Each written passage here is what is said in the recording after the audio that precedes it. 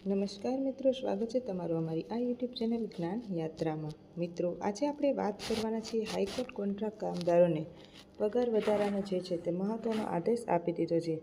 ત્યારે જે સંવિદા કર્મચારી એટલે કે રાજ્યના અલગ અલગ વિભાગોમાં કામ કરતા કોન્ટ્રાક્ટ અને આઉટસોર્સિંગ જે કર્મચારીઓ છે તેમને દિવાળી જે છે તેમાં નવા સમાચાર મળી રહ્યા છે।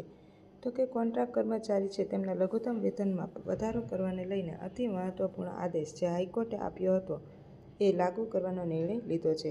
અને વિડીયોમાં વિગતવાર ચર્ચા કરીશું કે ક્યાં સુધી કોન્ટ્રાક્ટ કર્મચારીઓના પગાર વધારો સરળતાથી મળી જશે। તો કે રાજ્યના તમામ સરકારી કરાર કર્મચારીઓને નવા નિયમ મુજબ વધેલો પગાર આપવો જરૂરી છે, કારણ કે સરકારી કર્મચારીઓના પગારમાં કોઈપણ પ્રકારનો ભેદભાવ ન હોઈ શકે તેવું હાઈકોર્ટે ગત રોજ એક મહત્વનો ચુકાદો આપ્યો હતો।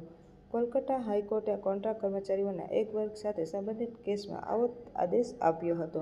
હાઈકોર્ટના જસ્ટિસ સુજય પાલ અને જસ્ટિસ સ્મિતા દાસ ડેની ડિવિઝન બેન્ચે મંગળવારે સિંગલ મેચના નિર્ણયને સમર્થન આપ્યું હતું અને કહ્યું હતું કે ફક્ત સેવામાં જોડાવાની તારીખના આધારે જ એક જ નોકરીમાં કામ કરતા કર્મચારીઓને અલગ અલગ પગાર આપવો યોગ્ય નથી અને બંધારણની કલમ 14નું ઉલ્લંઘન ગણવામાં આવશે। રાજ્યની દલીલને ફગાવી દેતા કોર્ટે એ પણ કહ્યું હતું કે નવા નિયમો હેઠળ વધેલો પગાર યથાવત રહેશે। 2011માં રાજ્ય સરકાર દ્વારા બહાર પાડવામાં આવેલું જાહેરનામું તો રાજ્ય સરકારે 2011માં એક જાહેરનામું બહાર પાડ્યું હતું, જેમાં કહેવામાં આવ્યું હતું કે 10 વર્ષની સેવા પૂર્ણ કરનાર તમામ કામચલાઉ કર્મચારીઓને પગાર વધારો મળશે। હકીકત એ છે કે 1 એપ્રિલ 2010 પછી સેવામાં જોડાયેલા લોકોને આ લાભ આપવામાં આવશે નહીં। આ પછી રાજ્યએ 2016 અને 19માં ફરીથી એકવાર નવી નોટિસો જાહેર કરી હતી, જેમાં કરાર કર્મચારીઓના પગાર પણ 10 થી 15 વર્ષની સેવાના આધારે વધારો કરવામાં આવશે। ત્યારબાદ રાજ્ય સરકારના આ નિર્ણય સામે ઘણા ખરા કર્મચારીઓએ હાઈકોર્ટમાં અરજી દાખલ કરી હતી।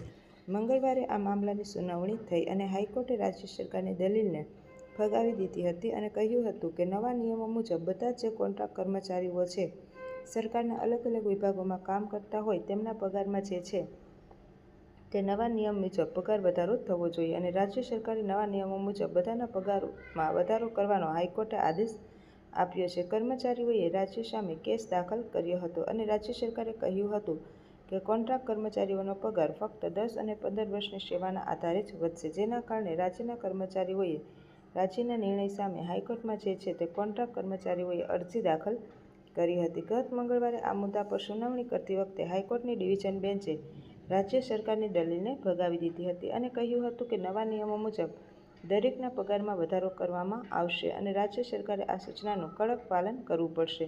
કોર્ટે એ પણ કહ્યું હતું કે પેન્શન એ સરકારી કર્મચારીઓનો અધિકાર છે અને તેમની પાસે અધિકાર છીનવી શકાશે નહીં। પેન્શન એ સરકારી કર્મચારીઓનો અધિકાર છે। તેમણે નિવૃત્ત કર્મચારીઓના પેન્શન સંબંધિત કેસની સુનાવણી કરતી વખતે કલકત્તા હાઈકોર્ટના ન્યાયાધીશ ગૌરવ કાતે જણાવ્યું હતું કે પેન્શન એ સરકારી કર્મચારીઓનો અધિકાર છે, એ સરકારનું દાન નથી। રાજ્ય સરકાર તેને પોતાની મરજીથી રોકી શકતી નથી।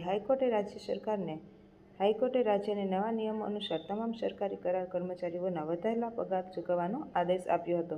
કોર્ટે એ પણ જણાવ્યું હતું કે એક જ નોકરીમાં કર્મચારીઓને ફક્ત તેમની જોડાવાની તારીખના આધારે અલગ અલગ પગાર ચૂકવવો ગેરવ્યાજબી અને ગેરબંધારણીય કહેવાય। રાજ્યની દલીલને નકારી કાઢતા કોર્ટે નવા નિયમો હેઠળ વધેલા પગારને સમર્થન આપ્યું હતું। કોલકાતામાં હાઈકોર્ટ દ્વારા રાજ્ય જે કહી શકાય તે પ્રમાણે પશ્ચિમ બંગાળના સરકારના અલગ અલગ વિભાગોમાં કામ કરતા લાખો કોન્ટ્રાક્ટ કર્મચારીઓને પગાર વધારાને લઈ અને અતિ મહત્વપૂર્ણ ચુકાદો આપતા હાઈકોર્ટે કહ્યું હતું કે એક જ નોકરીમાં જે કામ કરતા અલગ અલગ કોન્ટ્રાક્ટ કર્મચારીઓ છે, આઉટસોર્સિંગ કર્મચારીઓ છે, તેમને વર્ષના આધારે અલગ અલગ પગાર ચૂકવવો એ અમાન્ય છે અને ગેરબંધારણીય છે, જે બંધારણની કલમ 14નું ઉલ્લંઘન કરે છે।